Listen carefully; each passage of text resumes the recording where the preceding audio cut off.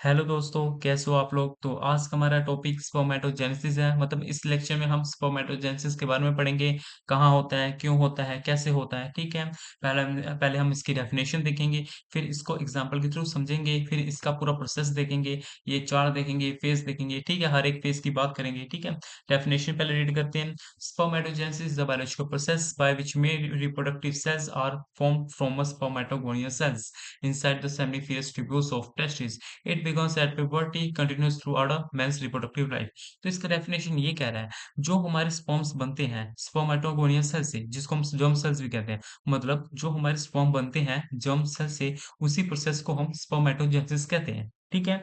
समझो, जो स्पर्मेटोजेनेसिस है वो एक प्रोसेस है जिसके द्वारा हमारे स्पर्म बनते हैं स्पर्मेटोगोनियल सेल से। स्पर्मेटोगोनियल सेल्स क्या, हमारे जर्म सेल, जिसके थ्रू हमारे जिससे हमारे स्पर्म बनते हैं, ठीक है? ये कहाँ बनते हैं? ये हमारे टेस्टिस के सेमनीफेरस ट्यूब्यूल्स में बनते हैं। मतलब ये एक लोकेशन है टेस्टिस की, जिसके अंदर हमारे सेमनीफेरस ट्यूब्यूल्स, जो मतलब जिस लोकेशन का नाम सेमनीफेरस ट्यूब्यूल्स है, वहां पे ये प्रोसेस होता है। मतलब वहां पे इसकी फॉर्मेशन होती है स्पर्म की, ठीक है? मतलब स्पर्म की फॉर्मेशन हमारी सेमनीफेरस ट्यूब्यूल्स में होती है, जो कि टेस्टिस के अंदर प्रेजेंट है, ठीक है? और जो हमारे स्पर्म होता है ना, वो हमारे स्टोर होते हैं लेडिक सेल्स में। कहाँ पे स्टोर होते हैं? लेडिक सेल्स, ठीक है? और बनते कहाँ पे हैं? सेमनीफेरस ट्यूब्यूल्स में, याद रखिएगा।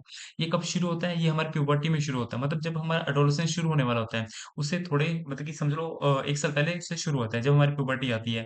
मतलब कि आपकी हल्की-सी दाढ़ी आती है, मूंछ आती है, ये मेल्स में होता है, ठीक है? याद रखिएगा, स्पर्मेटोजेनेसिस मेल्स में होता है, oogenesis फीमेल में होता है, ठीक है? मतलब कि 13 टू 14 एज में शुरू हो जाती है अपनी स्पर्मेटोजेनेसिस प्रोसेस। मतलब स्पर्म बनना शुरू होते हैं, ठीक है?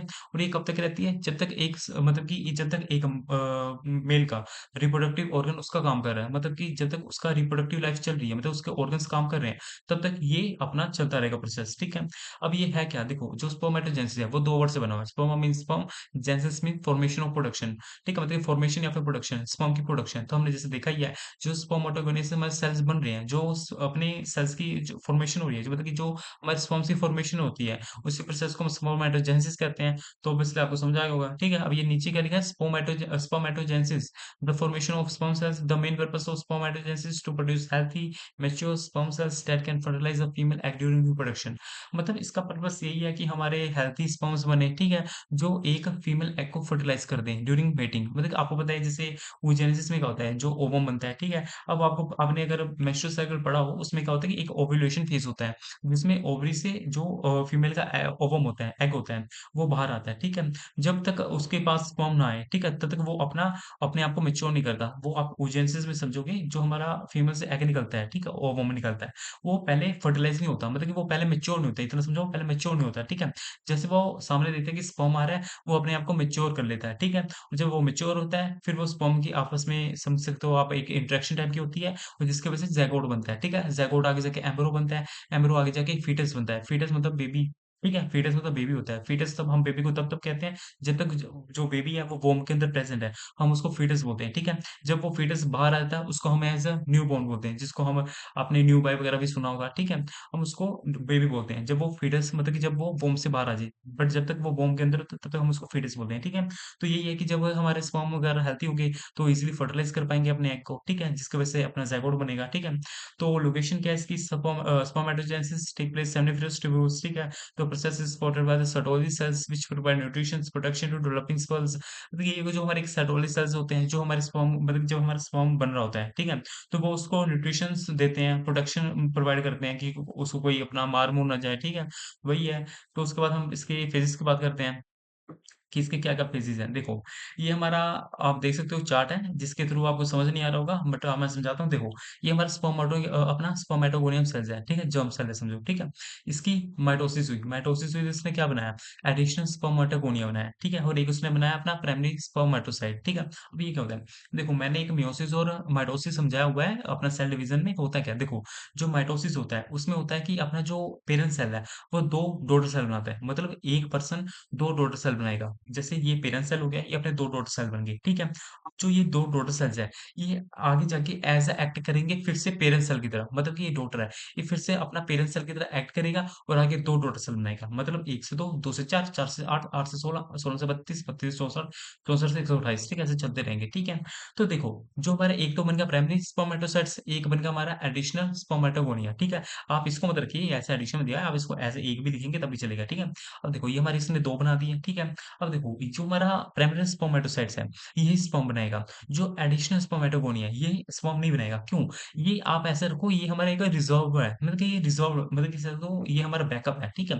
तो क्या होता है, जब हमारे ये यूज़ हो जाते हैं, मतलब स्पर्मेटोसाइट्स मतलब जो हमारे प्राइमरी स्पर्मेटोसाइट्स है, ये स्पर्म बना देते हैं। फिर जो एडिशनल स्पर्मेटोगोनिया है, ठीक है? ये आगे जाके फिर 2 में डिवाइड होता है, एक प्राइमरी स्पर्मेटोसाइट बनाता है और एक एडिशनल स्पर्मेटोगोनिया बनाता है, ठीक है? फिर जो हमारा प्राइमरी स्पर्मेटोसाइट होगा, वो फिर से यूज़ हो जाएगा और जो एडिशनल स्पर्मेटोगोनिया होगा, फिर से वो आगे जाके मल्टीप्लाई करके 2 डॉटर सेल बनाएगा, एक प्राइमरी स्पर्मेटोसाइट और एक एडिशनल स्पर्मेटोगोनिया। मतलब ये प्रोसेस चलता ही रहता है, मतलब कि हमारा एडिशन स्पर्मेटोगोनिया खत्म नहीं होता, ठीक है?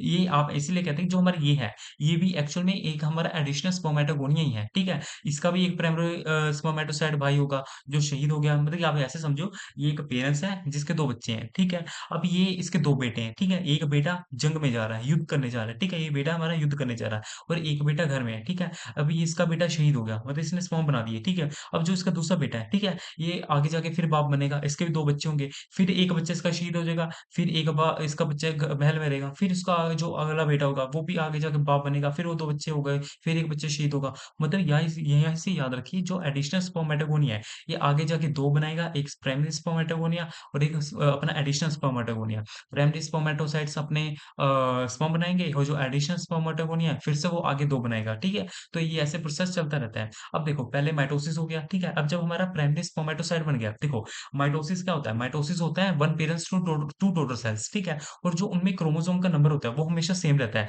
जो माइटोसिस होता है, उसमें क्रोमोसोम का नंबर नहीं चेंज होता, बट जब मेयोसिस होता है, उसमें अपना क्रोमोसोम का नंबर चेंज होता है, उसमें हाफ हो जाता है। याद रखिएगा, अगर आपने सेल डिवीजन नहीं देखा, आप जाके देखिए, उसमें आपको क्लियर हो जाएगा। जो मेयोसिस प्रोसेस होता है, उसमें जो अपना क्रोमोसोम का नंबर होता है, वो हाफ हो जाता है। जैसे यहाँ पे 46 है, माइटोसिस हुआ 46 ही रहा, नहीं चेंज हुआ, ठीक है? बट जैसे हमारा मेयोसिस हुआ, यहाँ पे मेयोसिस प्रोसेस हुआ, यहाँ पे जो हमारे अपना सेकेंडरी स्पर्मेटोसाइट्स बने हैं, जो हमारे अपना सेकेंडरी स्पर्मेटोसाइट्स बने हैं, तो वो अपने 23 बने हैं, मतलब कि हाफ क्रोमोसोम हो गया इनका। क्यों? देखो, आपको भी पता है, जैसे स्पर्म है, ठीक है? जैसे हमारा ह्यूमन बॉडी है, वो उसके अंदर 46 क्रोमोसोम होते हैं, 22 पेयर्स क्रोमोसोम के और 1 सेक्स पेयर क्रोमोसोम का, मतलब ओवरऑल 46 होते हैं, ठीक है?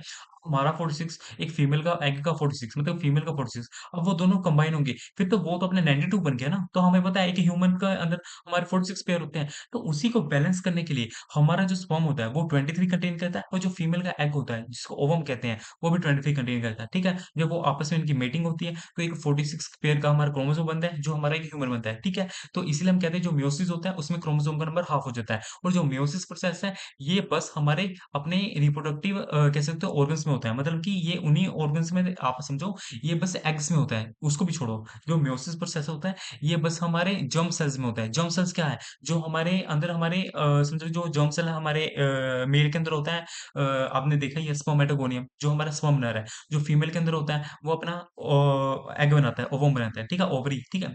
जो मेयोसिस है, ये अकेले जर्म सेल्स में होगा, ठीक है? जो हमारे स्पर्म और ओवम बनेंगे, ठीक है? बस यही प्रोसेस से हमारे बनते हैं। मेयोसिस इन्हीं दोनों में होता है, ठीक है? और कहीं मेयोसिस नहीं होता है, बाकी समय माइटोसिस होता है। उसमें मैंने ये बात क्लियर की हुई है वो वीडियो में, सेल डिवीजन में आप देख सकते हो, ठीक है?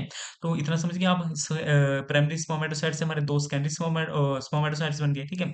अब जो अपने सेकेंडरी स्पर्मेटोसाइट्स हैं, ठीक है? अभी हमारे आगे 4 बनाएँगे, ठीक है? जिसको हम बोलते हैं स्पर्मेटिड्स। अब देखो, जो मेयोसिस होता है ना, उसमें क्या होता है, उसमें एक पेरेंट सेल से 4 अपने डॉटर सेल्स बनते हैं। अगर आपको बात पता हो, जैसे हमारा माइटोसिस होता है, अब देखो, आपको माइटोसिस और मेयोसिस क्लियर होना चाहिए। आप ऐसे-वैसे इसको क्रैमिंग तो कर सकते हो, रट्टा तो लगा सकते हो, बट आपको ये बात क्लियर होनी चाहिए। अब जो मेयोसिस होता है, उसमें होता है कि हमारे एक पेरेंट सेल से 4 डॉटर सेल्स बनते हैं। मतलब जो एक पेरेंट सेल है, उसकी 2 बार डिवीज़न होती है। मतलब उसकी 2 बार सेल डिवीज़न होती है। मतलब कि जो एक पेरेंट्स है, वो 2 बार आगे जाके डिवाइड होता है। बट जो माइटोसिस है, उसमें 1 बार ही डिवाइड होता है। तो इसलिए वो 2 डॉटर सेल्स बनाता है। तो आप ध्यान से देखिए, जो हमारा अपना जो ये प्राइमरी स्पर्मेटोसाइट्स है, जब इसकी मेयोसिस हुई, ठीक है? ये हमारा समझ लो यहाँ पे एक एज़ अ पेरेंट्स की तरह एक्ट कर रहा है, ठीक है? जो प्राइमरी स्पर्मेटोसाइट्स हैं, ये हमारे एक पेरेंट्स की तरह एक्ट कर रहा है, जो आगे जाके पहली बार डिवाइड हुआ तो इसने अपना क्या बनाया, अपने 2 बनाए, जो आगे जाके फिर डिवाइड हुआ तो अपने 4 बनाए, ठीक है? अब ध्यान से देखो, इसकी पहले डिवीज़न हुई तो 2 बने, इसकी दूसरी डिवीज़न हुई तो 4 बन गए, ठीक है? अब ये हमारा मेयोसिस 2 भी कंप्लीट हो गया। अब स्पर्मेटिड्स क्या होते हैं? देखो स्पर्मेटिड हमारे इनएक्टिव स्पर्म होते हैं, कह सकते हो, जिसमें जिनके अंदर मोटिलिटी वगैरह नहीं होती। मोटिलिटी क्या होती है? उनकी मूवमेंट करने की हिम्मत, मतलब समझो ये समझो कि हमारे बेकार होते हैं, ठीक है? जब हमारे स्पर्मेट्स अपने स्पर्मेटोज़ोआ में कन्वर्ट होते हैं, हमारे ये एक्टिव स्पर्म हो जाते हैं। मतलब अब ये किसी भी वोम को फर्टिलाइज़ करने के लिए कैपेबल है। मतलब किसी भी एग को फर्टिलाइज़ करने के लिए कैपेबल है, ठीक है? हमारे कौन से? स्पर्मेटोज़ोआ, जो स्पर्मेटिड्स हैं, ये हमारे इनएक्टिव होते हैं। हमारे ये कंप्लीटली मैच्योर नहीं होते, इमैच्योर सेल्स होते हैं, ठीक है? अब आपको ये प्रोसेस थोड़ा समझ आया? अब आपको मैं थोड़ा ज़ूम आउट करके समझाता हूँ, देखो क्या हुआ। हमारे पहले स्पर्मेटोगोनियल सेल्स हैं, ठीक है? जो हमारे जर्म सेल है, उसकी माइटोसिस हुई, उसने 2 डॉटर सेल्स बनाए। एक बनाया एडिशनल स्पर्मेटोगोनिया, ये आप इसको मत याद रखिए, ये वैसे ही बनाया है, इसने एक्स्ट्रा एक्स्ट्रा दिखाया है, आप इसको एक भी बनाएँगे तब भी चलेगा, ठीक है?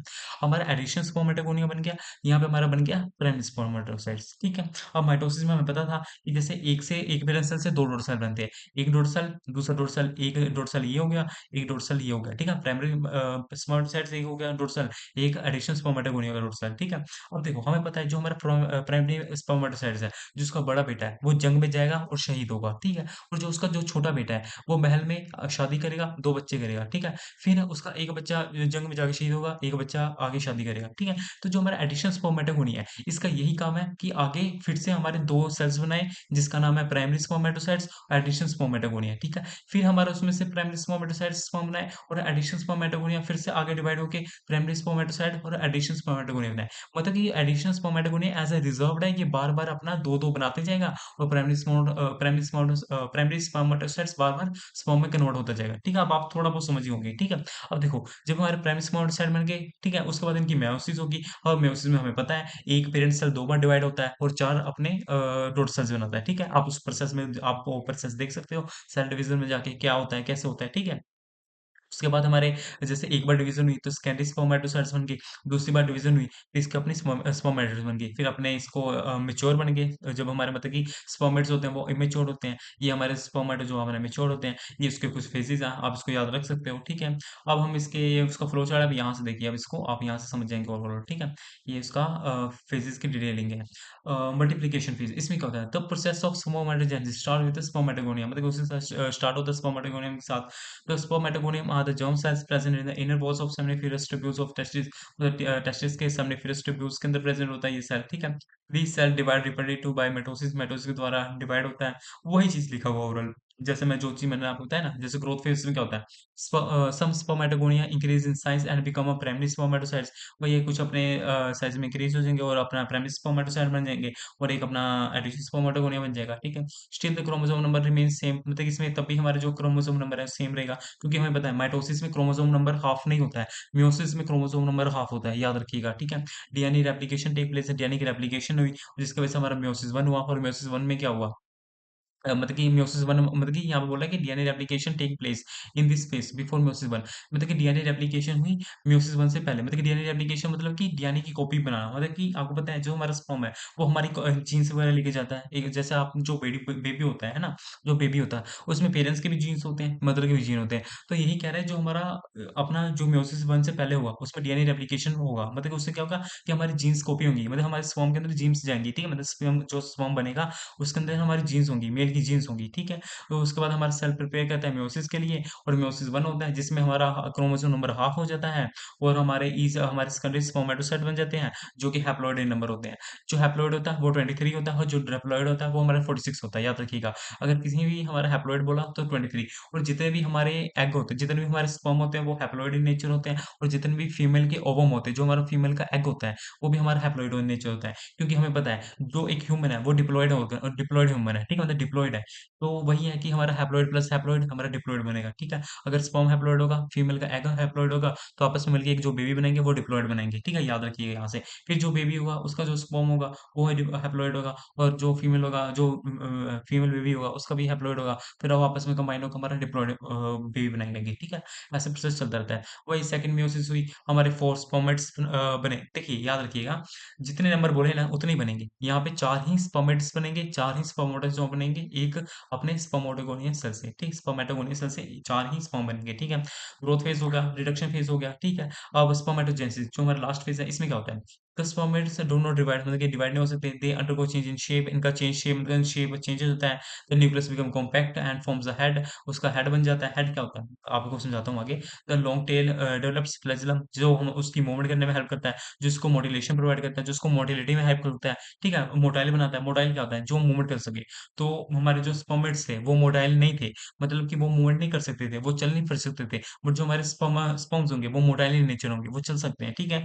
वो किसकी हेल्प से हुए? हम सॉरी, मैं गलत बोल रहा था यहाँ पे। स्पर्मियोजेनेसिस प्रोसेस है, ठीक है? मैंने पहले गलत बोलते स्पर्मेटोजेनेसिस, फ्लो में निकल गया। स्पर्मियोजेनेसिस प्रोसेस है, ठीक है? जिसमें हमारे जो उसका फ्लैजिला बन गया, फ्लैजिलम आ गया, डेवलप हो गया, लॉन्ग टेल डेवलप हो गया, जो उसको मोटाइल बना दिया, जो उसको मूवमेंट करने में हेल्प करेंगे। माइटोकॉन्ड्रिया अपना मिडल में आ गया, जो उसको एनर्जी प्रोवाइड करेंगे। आपने सुना ही होगा, जो हमारे स्पर्म होते हैं, वो अपने उसके भी कुछ लाइफ होती है 4 to 5 डेज़ की, है ना? उसके बाद वो डाई होते हैं, ठीक है? वो अपने एसिडिक कंडीशन में थोड़ा बहुत टिक जाते हैं, बेसिक कंडीशन में भी इतना नहीं सर्वाइव कर पाते, है ना? फाइनली 4 मैच्योर स्पर्म जो बनेंगे, स्पर्म सेल्स इसको कहते हैं, ठीक है? उसके बाद वो रिलीज हो जाएंगे। तो ये बहुत छोटा सा प्रोसेस था, ये इसका कुछ फ्लो चार्ट है जिसमें लिखा हुआ है प्राइमरी स्पर्मेटोसाइट्स हैं, मैं उसके बाद 2046 अपना, जैसे कि स्पर्मेटोगोनिया से प्राइमरी स्पर्मेटोसाइट बना, उसके बाद डीएनए रेप्लिकेशन हुई, ठीक है? मतलब जीन की कॉपीज हुई, फिर मियोसिस है, मतलब जीन की कॉपी मतलब यही कि क्या क्या लेके जाना बेबी के अंदर, ठीक है? फिर मियोसिस वन हुई। आपको पता है मियोसिस वन के अंदर 4 फेज होते हैं, पर जो माइटोसिस होता है उसके अंदर 5 फेज होते हैं। जो माइटोसिस होता है ना, उसके अंदर हमारा एक और फेज होता है साइटोकाइनेसिस, ठीक है? बट जो मेयोसिस होता है उसके अंदर 4 फेज ही होते हैं, ठीक है? फिर हमारा सेकेंडरी स्पर्मेटोसाइट बना, फिर हमारा मेयोसिस 2 हुआ, फिर 4 स्पर्म बन गए, फिर 4 स्पर्म बन गए। होप आपको क्लियर होगा, स्पर्मेटोजेनेसिस क्लियर हो गया। अगर नहीं हुआ तो फिर से आप मेरे को कमेंट करिएगा, मैं एक और वीडियो बनाऊंगा। फिर आप ना एक बात सुनिए, आप सेल डिवीजन देख लीजिए, आपको और क्लियर हो जाएगा कि कैसे मेयोसिस होता है, कैसे माइटोसिस होता है, ठीक है? वो आपको डिवीजन पता लग जाएगी सेल की कैसे होती है, ठीक है? तो आज की वीडियो के लिए इतना ही। इसके जो नोट्स आपको टेलीग्राम चैनल में मिल जाएंगे। आज के लिए इतना ही, थैंक यू।